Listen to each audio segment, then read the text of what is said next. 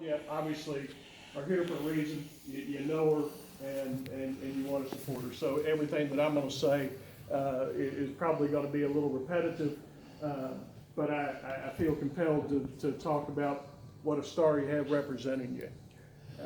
You know, when we took the majority last year, we had 23 new members, and a lot of people continue to ask time and time again, how are you going to manage 23 new members? You know, there's so many difficult things that you have to do, that you have to tackle here in Kentucky.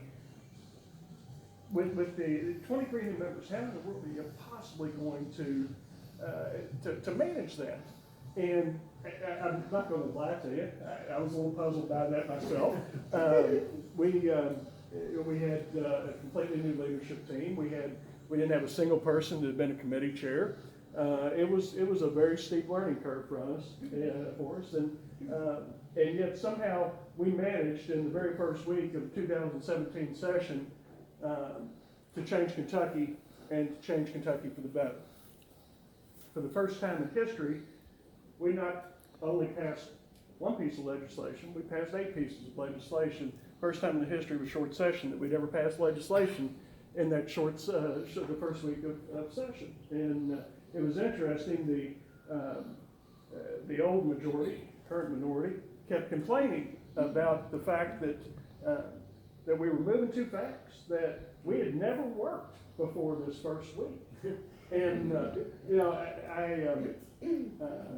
as much as I hated denying them their all-expense-paid trip to Frankfurt that first week of January, we're there to do business with people of Kentucky, and it was a great week. And one of the reasons that we were able to do that, though, for what everybody saw as a potential weakness, which was 23 new members, it became an incredible strength.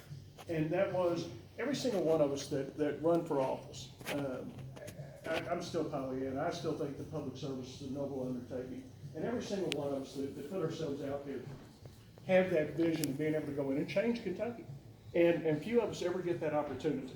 Most of us that toiled away in the minority for several years, we got jaded. But it was that excitement, that energy, that intense desire to change Kentucky that these new members brought to the equation that made everything possible. Every time we, I guess those of us that have been there for a while, it felt like we needed to slow down just a little bit. We'd walk out and we'd see, you know, these big smiles on everybody's faces and this energy that was palpable, and it was an excitement and energy that I had never seen in the halls of Frankfurt.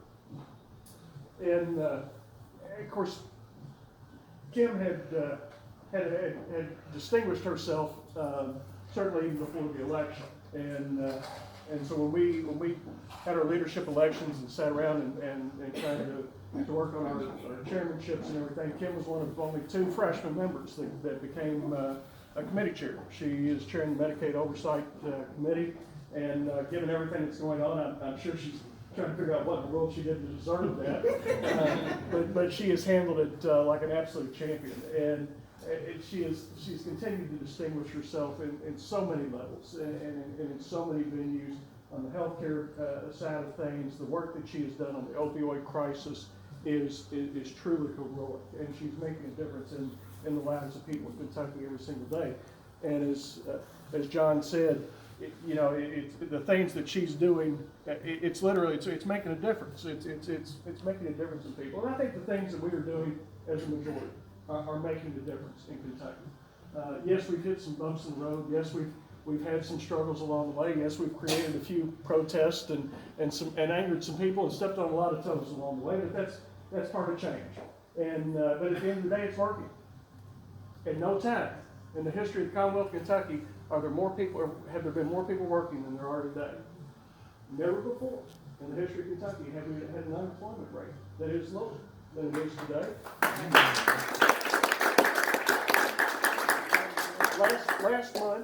Last month when the unemployment numbers came out, unemployment was down in every single 120 counties of Kentucky.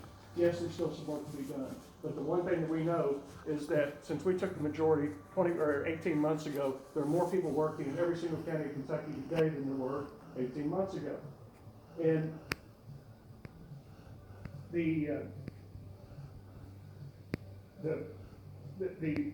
energy that has been generated by the policies that have been passed has created more investment in business in the state of Kentucky than in any other 2-year period in history. We've created more jobs in the last 2 years than any other 2-year period in Kentucky, in Kentucky's history. That's not an accident. That is because of the work that we have done. And it's been difficult work, but it's been productive work, and it's continuing to work. And I will tell you, that brings me to the most important reason that we maintain a majority, and the reason that you send Kim and your other Northern Kentucky reps back to Frankfort.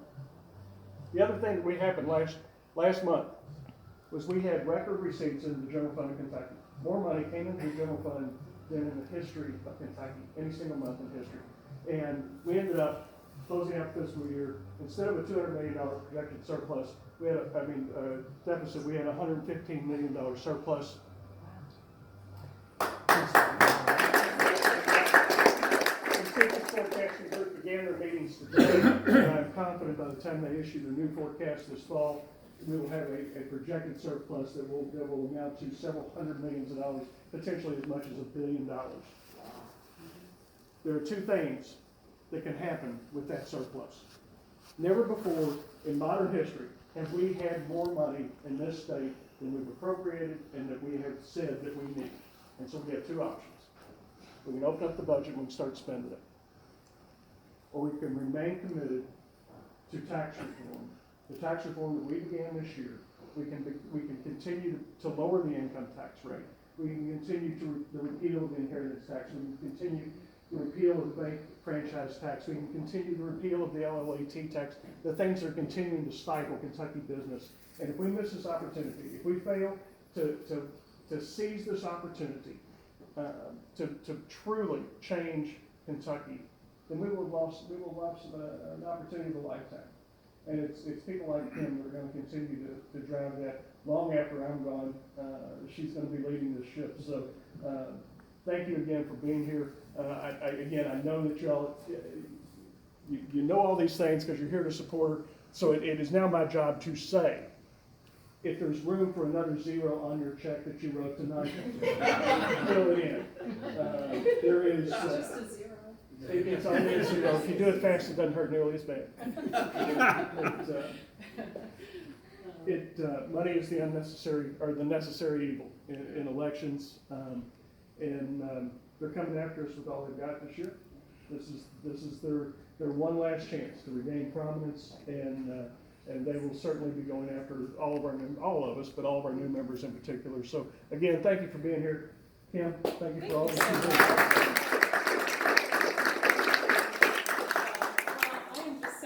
Have everyone here tonight. Thank you all for coming out. I know that you all have other things that you could have been doing, and you know, some of our friends came from long distances. Thank you so much. I really appreciate it. Thank you to Don and Greg for opening your beautiful home. This is really, truly just a perfect venue for this. Last year, or 2 years ago, they hosted my very first fundraiser here on St. Patrick's Day, and we weren't able to enjoy this backyard, so this is beautiful tonight. Thank you, John, for that beautiful rendition of My Old Kentucky Home. I love having John as you know, part of all of what we're doing here. I mean, he has done so much for our region as well. So thank you, John. And thank you, Speaker Osborne, for coming up. I really appreciate all you're doing. I appreciate your leadership. You know, you were not given an easy task this year, and you stepped up and led like you've been doing it your entire life, and we pulled off some tremendously amazing legislation this year, and it was not easy. Last year, you know, was my first session, and I thought that we operated that way all the time. We always pass 8 bills in the first week. So little did I know that really was not the normal operating procedure in Frankfort, but you know, I sure was honored to be part of the new majority, and it was an exciting time, and it still is. I still love you know, everything about it. I'm honored and really awe-inspired to walk into that chamber every day. I mean, it's really an awe-inspiring place to work, and it really is an honor. So I thank all of you for all of your support in allowing me to serve. We've done great work. We, as I mentioned, pulled off some pretty amazing legislation this year. We worked on a very necessary pension reform, and it was painful. But we worked with the stakeholders, and we really did have so much buy-in, and despite the protests, we did the right things.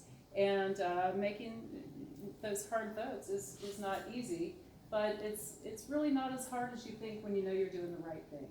And we knew that we were doing the right thing. This is a problem that's been overlooked for far too long, and I really applaud our governor and our leadership for taking this on and leading us to as it turns out, a productive outcome. We weren't sure at first, right after session, how things were going to play out, but all in all, I think it was the right move. We did some great tax reform, and it's the first phase of probably a 6 to 8 year tax reform process. Now, as you are probably all aware, we have lowered the personal income tax rate as well as the corporate tax rate, and are really spreading the base, broadening the base of the sales tax, the consumption tax. Republicans don't mind paying for what you use, and that is what we're doing. Where we are seeing great outcomes and revenue generation from that. So, I think things really are moving in the right direction. We put together a really difficult budget, but we were able to fully fund the ARC to the tune of $3.3 billion this year, additional funds, and also we're able to fully or more adequately fund education than had been done in any recent history. We've got more SEEK dollars for the funds per student being funneled into our education system now. And so, we were able to not only put together a budget, but put together a revenue package that really is making a difference. We've really created a business-friendly opportunity and situation in Kentucky, and I think that we're going to see great results. I think we were up to about $10.3 billion in new investment, but I think it's more than that now.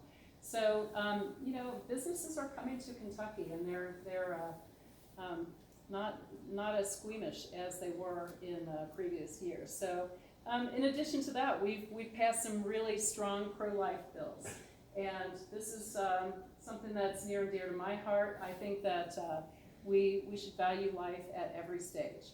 And so that not only really revolves around the abortion issue, but also the drug addiction issue. And so, we are talking about putting policies in place and things that are really making a difference to people at every stage of their life. Whether or not they've made a decision that sent them into a spiral that they can't get out of, and that's what we're seeing with the drug issue now. So I'm thrilled to be there. I am very happily working on a lot of healthcare issues. I love hearing from my physician friends and working with the KMA as well on a lot of issues. I appreciate all of our MCOs, our insurance folks being at the table and really having those vital conversations. So I appreciate you being here, Bill. And thanks to everyone. I'm working on a lot of things that revolve around the drug issue, but not just that. I'm working on criminal justice reform. I filed House Bill 396 last year, and I just drove to Louisville and talked about that earlier today and came back for this wonderful event. But criminal justice reform is a very necessary part of what the conversation should be. We're spending upwards of $700 million a year incarcerating folks, and yet we still have the drug problem that we have. So clearly what we are doing is not working, and so I think it's time that we really have those difficult conversations and come together and figure out how to really make a difference to the people whose lives are being impacted. When someone is incarcerated, it's not just the individual, it's their family, it's their children. We have a foster care situation that, we have over 9,000 children in foster care in Kentucky. We incarcerate more people in Kentucky than every other state besides Oklahoma. That's not something that we should be proud of. So, I think that, there are a lot of things that we need to work on. These are all top priorities of mine. The workforce situation is another situation that's being deeply impacted by this underlying, really, addiction issue. And so, it's not the only thing that I work on, but it does touch a lot of what we all think about, and it affects our families and our communities. So thank you so much for being here. Thank you for your support. I really am overwhelmed and just humbled by all the support. Thank you so much.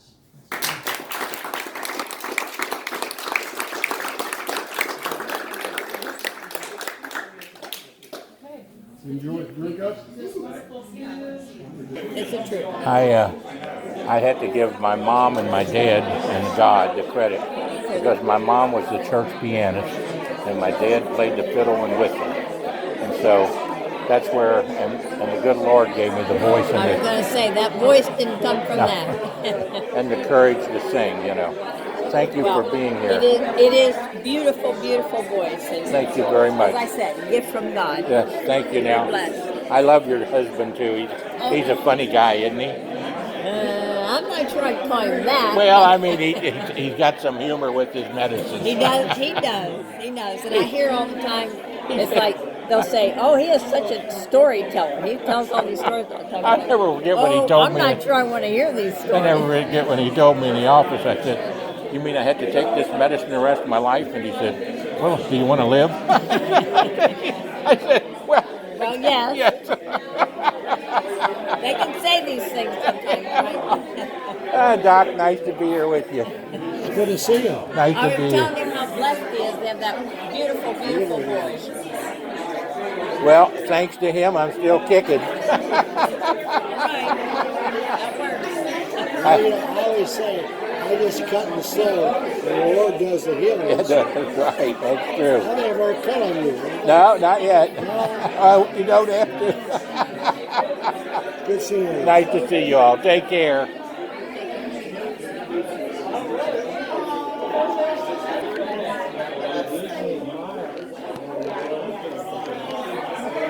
Hey John, this is my wife Dawn. I just wanted you to meet her and say hello. I wanted to thank you. Oh, for bless your heart. standing and for giving a word for the Lord. Oh, thank you. Appreciate it. Well, that's what it's all about, and every one of my shows that I've ever done on television, I've done over 1,000 of them, and I try to mention a message from the Lord on every show, even though I'm not a minister. Are you on YouTube? On YouTube, yeah. Travels with the Stevens. In fact, you'll probably... Where you live? I live at, do you know where McCollum Pike is? Yeah. I live at 38 McCollum Pike, right down from the courthouse in that little white cottage. If you're headed towards the courthouse, it's on the right. If you're heading toward the courthouse, it's on the right. Okay. If you're coming away from the courthouse, in between the bank and the courthouse, Okay. you're coming down, it's about the fourth house on the left. Got a little star in the gable, and my wife has always got it decorated beautifully on the outside. The smartest move I ever made was marrying my wife, June Diamond Stevenson. Really? Oh, yeah. She's 33 years this coming weekend. Oh my goodness, congratulations. Yeah, 33 33 years. years, that's not easy. No, and but it's a pleasure because she's just really, she's not only beautiful on the inside and beautiful on the outside, but she has a wonderful spirit for the Lord. Amen. Where do you go to church? You ever heard of a little tiny church called Bethesda Community Church over on 536?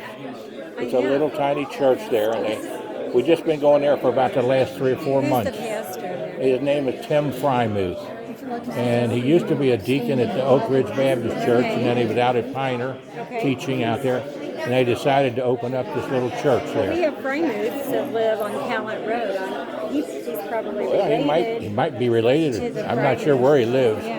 but he's a very nice man. He's very intelligent.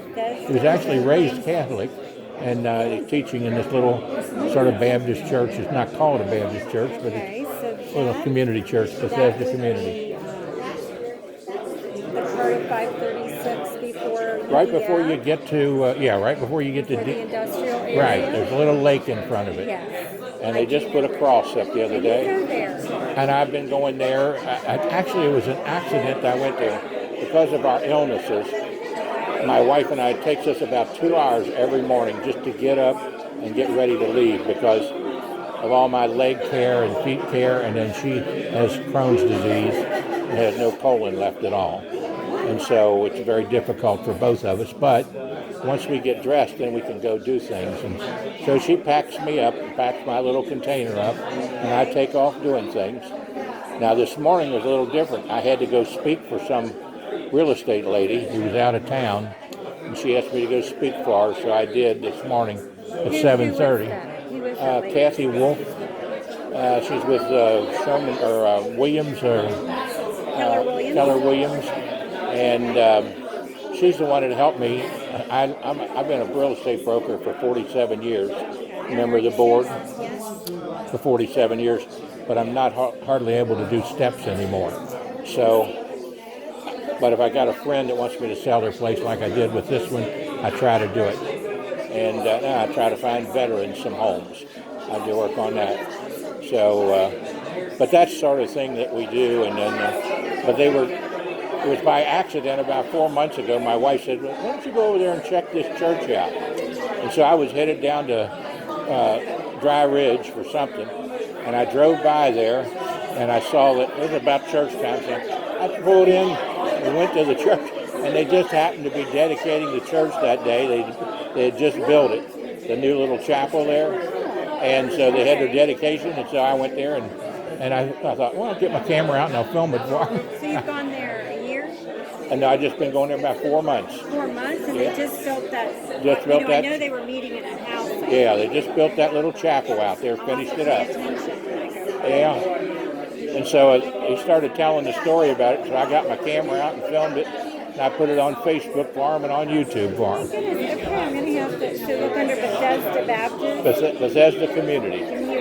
Bethesda Community It's not Church. Baptist, No, it's just called Bethesda Community Church. I think it's affiliated with the Baptist, but they didn't put the Baptist name in it. I think they just wanted it to be called a community church, Bethesda, and the name Bethesda, a healing church. Yeah. And I took a liking to them, both of the ministers there, Tim Frymuth. Do they have healing services?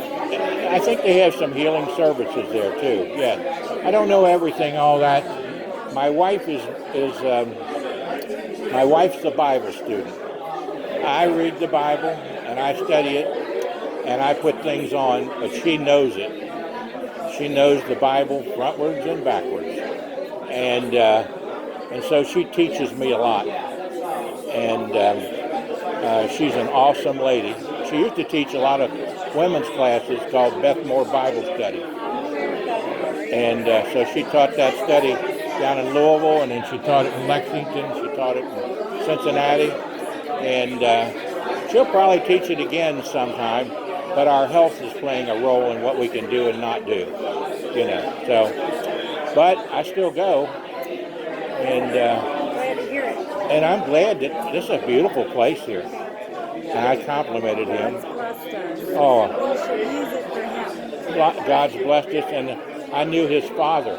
Anyway, I knew him, and I knew Larry West very well, and they were both lawyers for State Farm Insurance. And I knew them both, and then Judy West was a judge, and I ran her first campaign for her.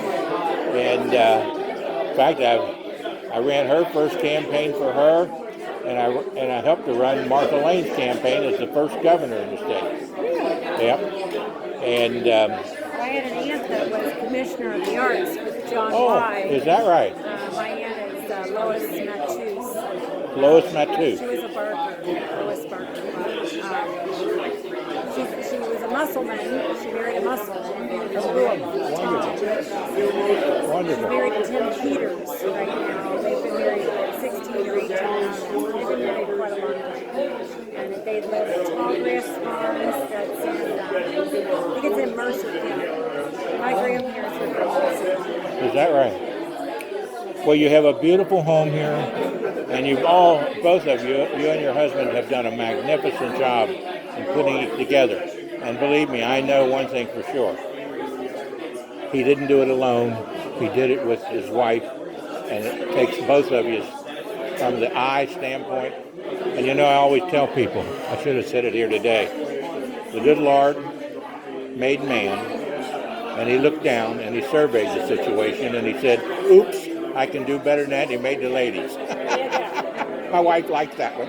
Can I get you something to drink? You have a little Diet Coke? Let me see if I Anything diet. If not, just water or anything like that. Did you have something to eat? Oh, I don't care for anything right now. I might get a little bite in a little bit.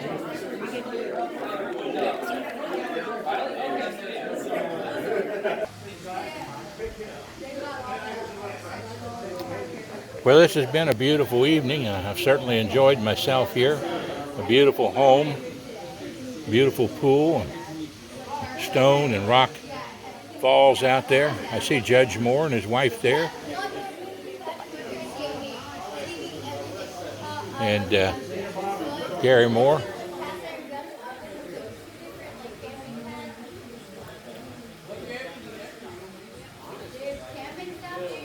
Hi, Doc. Are you hanging in there? Yeah, more.